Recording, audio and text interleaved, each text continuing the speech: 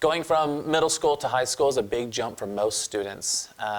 If you're coming into geometry, honors geometry specifically, which is what I teach, you're going to be faced with probably bigger challenges than you've had before. Doesn't mean you can't do them. You know, students, there's a little bit of an adjustment at the beginning of the year. You know, I try to communicate that really well with the parents and the students, that you're going to have to keep up on a day-to-day basis. You're going to have to ask questions. You know, we do really high-level questions. We call them SAT caliber questions, where you have to read something, understand what you've read, figure out what properties, and come up with a strategy to solve whatever that situation is. By the time we get to the second semester, students are usually doing really well with that, and they're a lot stronger, and they can do those high-level questions, and they don't feel quite as hard.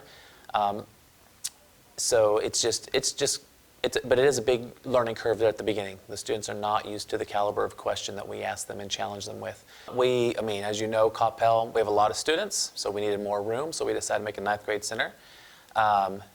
We are just 9th grade. There's no 10th grade, no 11th grade, no 8th grade, all 9th graders, all day, all the time. We have some fun things at this campus that maybe CHS doesn't offer.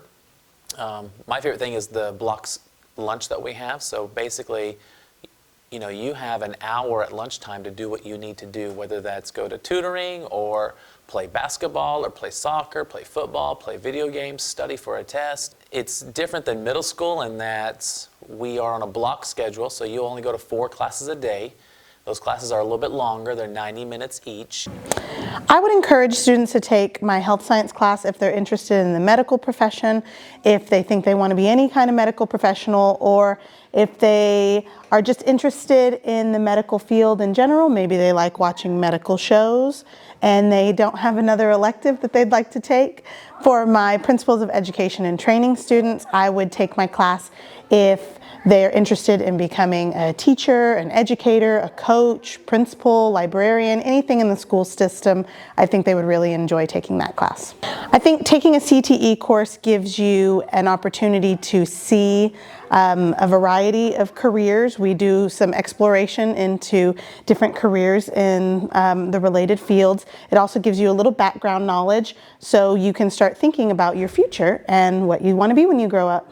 Tips for navigating the campus. It's pretty simple. It's in a long line, starting with A at the bottom and working its way all up to F. I think they'll get the hang of it pretty quick. It might seem overwhelming because it's different and it's new, but they'll get the hang of it. Some advice I have: start thinking about time management. It's a little different than middle school with our block schedule, and teachers do expect a lot of responsibility from you. You gotta be a little more mature than you were in 8th grade, but I think there's a lot of things to look forward to here on campus. Get involved with something, join some clubs, join a team, try out for things, find where you fit in.